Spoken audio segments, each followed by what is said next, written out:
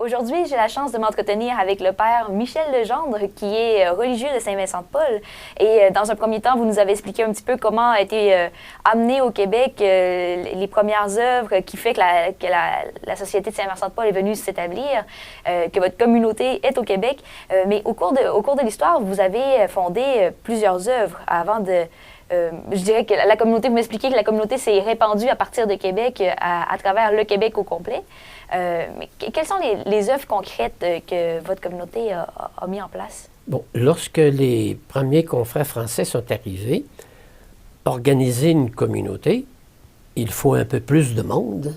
À mesure que ça se développait ici, dans le quartier de la cathédrale, de la première paroisse, là, quand on a eu des jeunes qui ont été accompagnés, qui ont bénéficié des œuvres, alors l'âge a augmenté, c'est devenu des grands jeunes, des adolescents, et des jeunes qui pouvaient se lancer sur le marché du travail pour bâtir leur vie.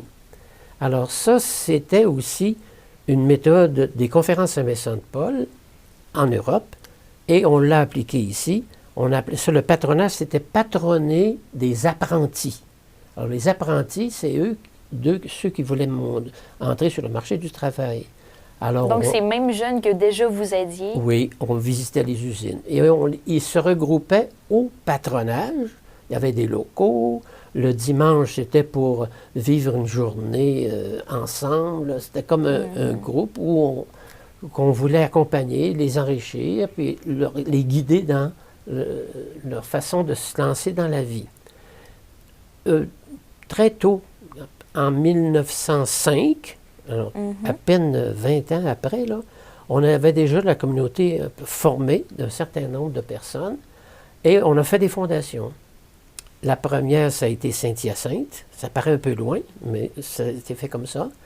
Il y a eu Lévis, il y a eu Montréal en 1910, et il y a eu le Patro Laval, dans le même secteur de Québec, là, mais dans le bas de la ville, du côté de Saint-Sauveur, le Patro Laval en 1909. Et à ce moment-là, on se recentrait encore sur ses besoins sociaux. C'était les jeunes, mais c'est devenu les grands jeunes. Et à ce moment-là, il y a même eu des anciens. Et l'œuvre, ça s'est élargi aussi à tous les besoins. C'était à travers une certaine façon des talents, susciter des talents. Comme à Saint-Vincent-de-Paul, il y avait une fanfare. On organisait ces jeunes-là à travers des activités. L'école et toutes sortes d'activités qui pouvaient épanouir ces jeunes-là. Donc, la Société Saint-Vincent-de-Paul s'est quand même donné une mission assez large de dire on aide la société là où elle en a besoin, les gens qui n'ont pas le soutien nécessaire pour continuer à avancer. Est-ce qu'aujourd'hui encore, cette mission est aussi large et aussi présente? Elle existe encore, elle continue dans un contexte social qui est changé. Mais on a encore, par exemple, ici à Québec, il y a le Patro de Charlebourg, il y a le Patro Rocamadour, il y a le Patro Laval. On a perdu la maison mère, comme on dit, le Patro Saint-Vincent-de-Paul, mais c'est encore 3 œuvres. Il y a le Patro de Lévis aussi. Dans la région immédiate, là, c'est encore 4 œuvres que nous avons. En fait, la Société Saint-Vincent-de-Paul a contribué à ce que l'aide sociale se mette en place au niveau de la société puis que ça soit pris en charge, j'imagine. Oui, exactement. Et à ce moment-là, c'était pour libérer, dégager de la pauvreté des personnes. Par exemple, au Patro Rocamadour, actuellement, il y a le service d'entraide. Alors, le service d'entraide, c'est un peu comme du service social. C'est des laïcs qui sont là.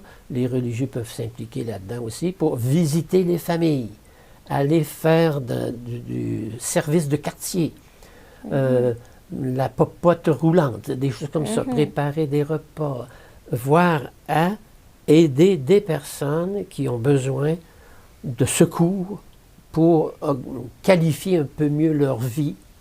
Leur vie. Quand on est pauvre, on ne pense pas à tous les moyens. Il faut avoir de l'aide pour s'en sortir. Aujourd'hui, on considère que le Québec est bien instauré dans les aides sociales, tout le système, mais il y a encore des gens qui ont besoin. Il y a encore des gens qui ont besoin de la Saint-Vincent-de-Paul. Bien, lorsqu'elle existe, et là où elle existe, elle a du travail. Le travail est tout à fait indiqué. Encore aujourd'hui, les conférences Saint-Vincent de Paul, ça existe à Québec ici. Il y en a plusieurs. Et ils font des œuvres extraordinaires, là, très spéciales.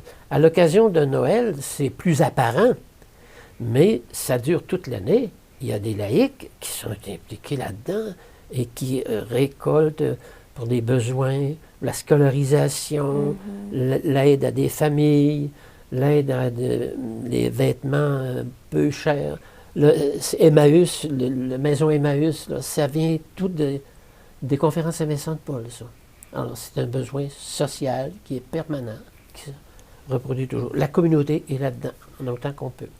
Et la communauté, est-ce qu'elle est encore nombreuse au Québec? Actuellement, nous avons une cinquantaine de membres de la communauté canadienne, qu'on appelle la province.